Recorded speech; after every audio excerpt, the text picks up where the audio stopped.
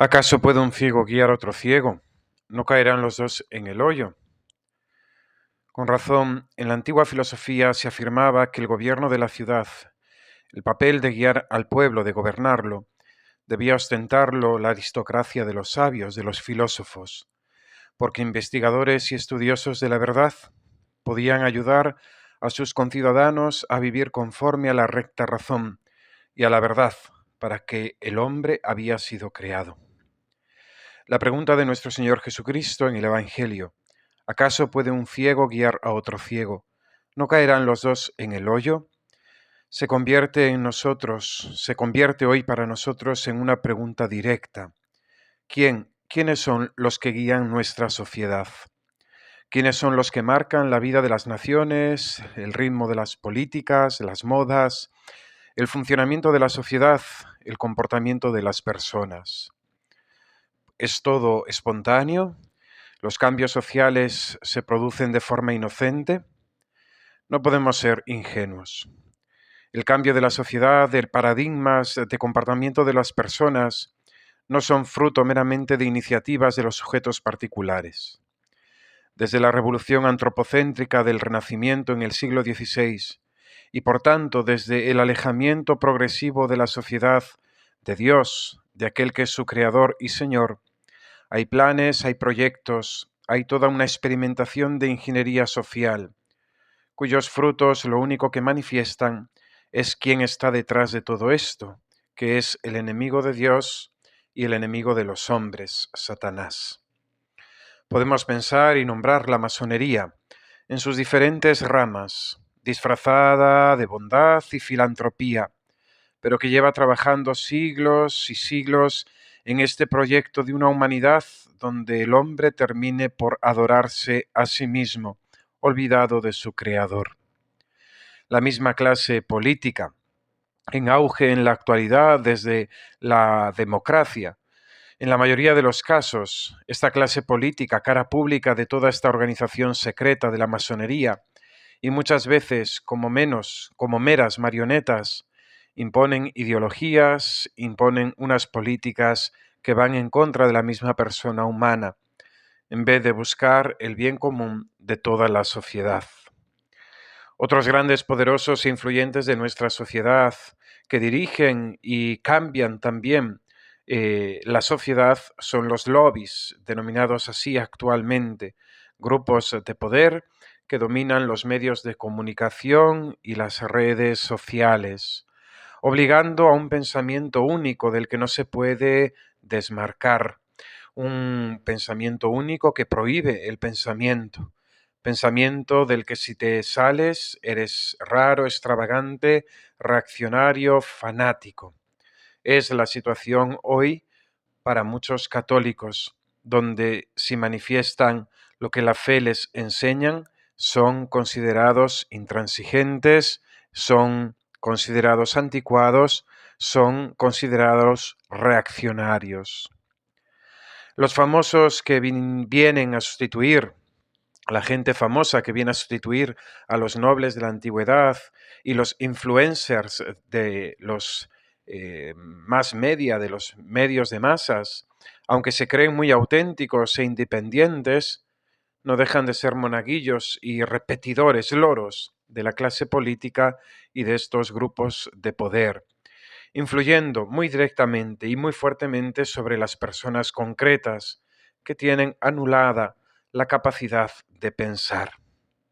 Y a esto hay que añadir tristemente una iglesia y unos pastores que en las últimas décadas, sucumbiendo al pensamiento mundano y a la modernidad, han asumido hasta límites inauditos un pensamiento extraño y contrario a la fe católica. Ciegos, guías de ciegos, ambos caerán en el hoyo. Así está el hombre moderno, desorientado, sin saber de dónde viene, quién es, a dónde va, cuál es el sentido de su vida. El hombre de hoy es como una barquilla en medio del mar, una barquilla zarandeada de un lado a otro, dominado por los vientos de las pasiones, pasiones del dinero, pasiones del poder, pasión de la fama, pasión del placer. ¿Y nosotros, somos tan fuertes, tenemos un carácter tan bien formado que no nos afecta todo esto? ¿Quién es el que guía nuestra vida? ¿Quién orienta nuestra existencia? Está claro que nadie quiere vivir en la mentira, y vivir en la mentira no lleva a ningún buen puerto. Hemos sido creados para la verdad, necesitamos conocerla y vivir conforme a ella, la buscamos, la deseamos. Es lo que expresa esa frase tan conocida de San Agustín, que podemos llamarle el buscador de la verdad. Él decía aquello de: Señor, nos hiciste para ti, y nuestro corazón no descansará hasta que te encuentre. Es la verdad la que debe orientar nuestra vida, sobre la que hemos de construir nuestra existencia. Y rechazando todo agnosticismo, toda incredulidad, la negación de que el hombre pueda conocer una verdad objetiva, sabiendo que el hombre puede conocerla, decimos que Dios, en primer lugar, nos ha dado la razón, la inteligencia. Nos ha dotado de esta facultad por la cual podemos conocer el ser y el sentido de las cosas, descubrir el sentido de la existencia. Todo tiene una causa, todo tiene un fin. Y esa verdad, en definitiva, nos lleva al conocimiento de Dios, que existe, y de su misma ley, esa ley inscrita en el corazón de los hombres, la ley natural. Ello ha de ser el principio y el sostén de la vida pública y de la vida privada. Pero para ayudar a la misma razón viene la fe. Dios, en su misericordia, ha querido revelarse, ha querido darse a conocer. Es la revelación, Dios que manifiesta su voluntad a los hombres. Por medio de su Hijo Jesucristo, esa revelación llega a su plenitud y la Iglesia nos la enseña. Tenemos toda la garantía de esa verdad, porque Dios ni se engaña ni puede engañarnos, y la Iglesia transmite fielmente la fe predicada por los apóstoles. Una fe que no es contraria a la razón, una fe que eleva nuestro entendimiento a las verdades sobrenaturales que por nosotros mismos no podíamos llegar. La fe nos da el conocimiento más profundo que nos eleva al designio de salvación que Dios tiene preparado para los que le aman. Es en Dios y es en sus mandamientos donde tenemos el fundamento de nuestra vida. Y por tanto es en Dios y en sus mandamientos donde tenemos realmente una guía segura que nos conduce a la felicidad en este mundo, a la felicidad en este mundo y a la felicidad eterna. Nuestro Señor Jesucristo lo afirmará tajantemente: Yo soy la verdad, el camino y la vida. No dice yo soy una verdad, no dice yo soy un camino, no dice yo soy una forma de vida más, no. El Señor lo dice de forma taxativa, de forma tajante: Yo soy la verdad, yo soy el camino, yo soy la vida, yo soy la única verdad, yo soy el único camino, yo soy la única vida. Ojalá nosotros tuviéramos la resolución de San Pedro cuando en el Sanedrín quería prohibírsele predicar a Jesucristo. Y San Pedro, con toda la audacia de la fe, le dice: tenemos que obedecer a Dios antes que a los hombres. Es una gran responsabilidad aquella que tienen los que deben guiar a otros y de llevarlos al bien y a la verdad, a la realización personal. Por eso no hemos de dejar de pedir a Dios nuestro Señor por los políticos y los gobernantes. Ellos tienen en sus manos los destinos de los pueblos, y de sus decisiones depende la suerte de muchos. Por eso hemos de pedirle al Señor que nos dé muchos buenos y santos políticos, que gobiernen no por intereses, no por ideologías, no por buscar su propio beneficio o el poder, sino para el bien natural de los hombres, pero también su bien sobrenatural, que es la salvación. Hemos de pedir también a los pastores, por los pastores de la Iglesia. Ellos han recibido la misión de pastorear al pueblo de Dios, de llevarlos por los caminos de esta vida hasta la eternidad.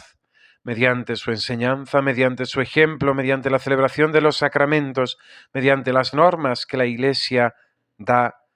Y por eso necesitamos muchos buenos y santos sacerdotes, pastores, obispos, que gobiernen a la Iglesia de Dios, también no como falsos pastores, sino como verdadero reflejo del buen pastor que es Cristo. Hemos de pedir por los padres de familia. Ellos han recibido la misión particular de educar a sus hijos, de enseñarles los rudimentos para esta vida, pero también de instruirles acerca de la salvación eterna. Hemos de pedir muchos y santos matrimonios cristianos que formen familias a semejanza de la Sagrada Familia de Nazaret, libres de egoísmos, libres de ignorancias y de intereses. Los padres han de buscar el bien de sus hijos, el bien en este mundo, el bien eterno que es su salvación. Y lo mismo para todos aquellos que educan en la sociedad, maestros, profesores, todos aquellos que tienen una autoridad sobre los demás, para que, libres también de todo condicionamiento, puedan, lleven a los demás hacia la meta de la salvación. Una segunda pregunta nos deja el Evangelio de hoy. ¿Por qué te fijas en la mota del ojo ajeno y no reparas en la viga que hay en el tuyo? Somos muy rápidos, muy veloces, muy despiertos en señalar el defecto de nuestro prójimo. Sin duda es un gran don el poder discernir el bien del mal, la verdad de la mentira, sobre todo en este mundo de hoy, donde se ha invertido y el mal se considera bueno y el error se manifiesta o se presenta como verdad. Pero Jesús quiere ir siempre al centro, a lo importante, al corazón del hombre. Jesús quiere exhortarnos a la conversión, a la ascesis personal, a trabajar en nosotros, a extirpar lo malo que hay en nuestro corazón. Estamos a las puertas de la Cuaresma y hemos de disponernos a extirpar de nosotros todo aquello que no es conforme a nuestra vocación de hijos de Dios, para que nuestra vida sea ese árbol bueno que dé frutos buenos. Esa rapidez, esa velocidad, ese saber detectar el error del prójimo, hemos de aplicarlo primero a nosotros mismos, porque corrigiéndonos a nosotros mismos tendremos más claridad y sobre todo más santidad para poder ayudar a los otros en sus defectos, en sus errores. Hemos de dar frutos, frutos de santidad, frutos de devoción y de piedad para con Dios y frutos de caridad para con nuestros prójimos.